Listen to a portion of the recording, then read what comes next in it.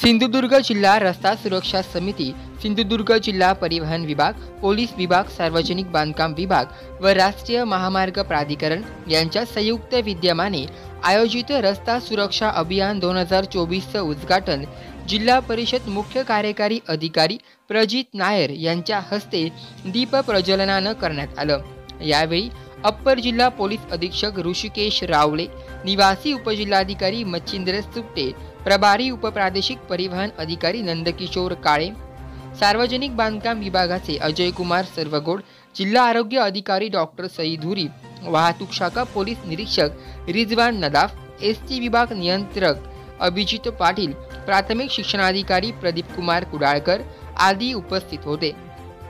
सहाय्यक मोटार वाहन निरीक्षक केतन पाटील यांनी रस्ता सुरक्षा अभियान संदर्भातील शपथ उपस्थितांना दिली। रस्ता सुरक्षा दिनदर्शिकेचं प्रकाशन मान्यवरांच्या हस्ते करण्यात आलं। तसेच महिला रिक्षा परवाना असलेल्या रिक्षा चालकांचा, बस विना अपघात चालवणाऱ्या वाहन चालकांना आणि अपघातात जखमी झालेल्या व्यक्तींना मदत करणाऱ्या नागरिकांचा यावेळी सत्कार करण्यात आला। रस्ते अपघात टाळण्यासाठी वाहतूक नियमांचं काटेकोर पालन व्हावं असे असतानाही महामार्गावरील डिवायडर कट कसे होतात याकडे आरटीओ आणि महामार्ग प्राधिकरण यांनी संयुक्तरित्या पाहणी करावी, त्यावर लक्ष ठेवावं। अशा भागात सीसीटीव्ही कॅमेरे बसवून त्यावर लक्ष ठेवावं आणि डिवायडर तोडण्याचे प्रमाण कमी करावं असंही प्रजित नायर यांनी सूचित केलं।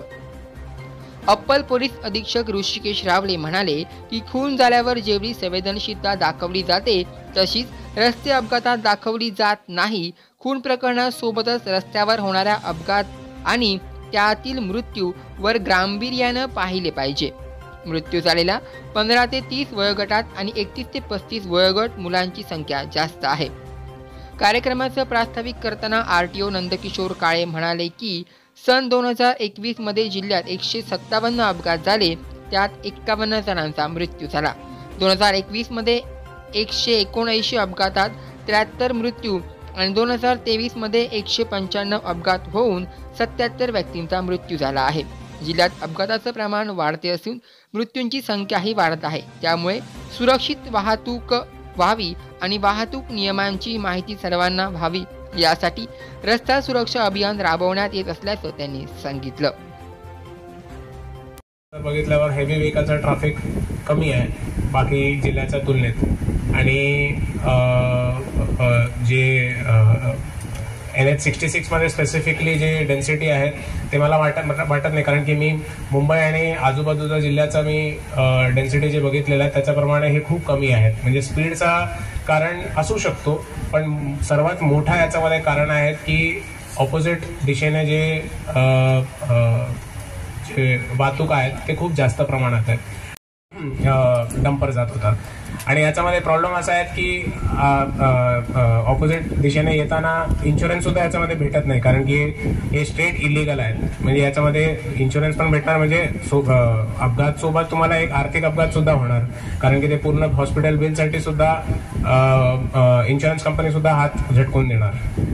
एक मला असं मी बसत जेव्हा विचार करत होतो की रिसेंटली मी एक स्टँड अप कॉमेडी बघितलं होतं, त्याच्यामध्ये ते कोणीतरी मेन्शन करत होतं की परदेशातलं ब्लॉगर येतात आणि आपल्याकडे इंडियामध्ये येऊन ते ब्लॉग बनवतात आणि रस्ता खराब असतो आणि कार्यकारी अभियंत्याचं म्हणणं होतं रस्ता चांगला आहे, तुम्ही व्यवस्थित चालवत नाही।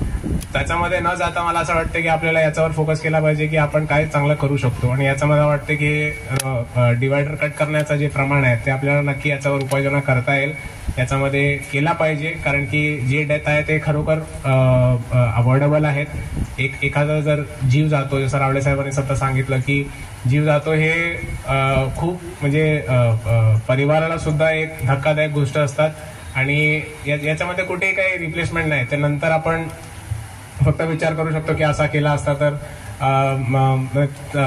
रूलचा पालन केला असता तर मृत्यू नाही झाला असता। आता याच्यामध्ये फक्त जे तरुण की एका गाडीमध्ये 80 किलोमीटर पर आवरचं लिमिट ठेवलं होतं आणि दुसऱ्या गाडीला सेम गाडी दुसऱ्या गाडीला पूर्णपणे त्याचं तो लिमिट काढून ठेवलं होतं। म्हणजे मुंबई पुणेचं जे डिस्टन्स आहे 260 किलोमीटरचा ते कव्हर करण्यासाठी त्याने टाइम ट्रायल ठेवलं होतं। आता 80 किलोमीटर्स प्रति घंटेने जे गाडी चाललं आणि जे फ्री म्हणजे जितका स्पीड तुम्ही पकडू शकता त्या स्पीडनं तुम्ही चालवा. हा दोघं गाडीचा जेव्हा तुलनात्मक एक रिझल्ट काढला होता, तर दोघांमध्ये मुंबई टू पुणे पोहोचण्यामध्ये फक्त 7 मिनिटाचा डिफरन्स होता. म्हणजे तुम्ही खूप रिस्की बिहेवियर दाखवून सुद्धा 250 किलोमीटर ड्राईव्ह करून म्हणजे 3-3.5 तासाचा याच्यामध्ये तुम्ही फक्त 7 मिनिटं तुम्ही वाचवतात. आणि मला असं वाटतं की आपण जितकं की मोटरबाईक हे चालवायचं जे प्रमाण आहे ते पुरुषांमध्ये थोडा जास्त आहे. महिलांमध्ये कुठेतरी असं मला वाटतं की त्यांच्यामध्ये एक पेशन्स आहेत, संयमता आहेत. त्यांनी गनच्या बाबतीत असं सांगितलं होतं की जर गन द्यायचं नसेल तर त्याच्यामध्ये एकच अट ते टाकायचं की परिवारमध्ये जे महिला आहेत त्यांच्याकडून तुम्ही दाखला आणा की तुम्हाला गन दिला पाहिजे.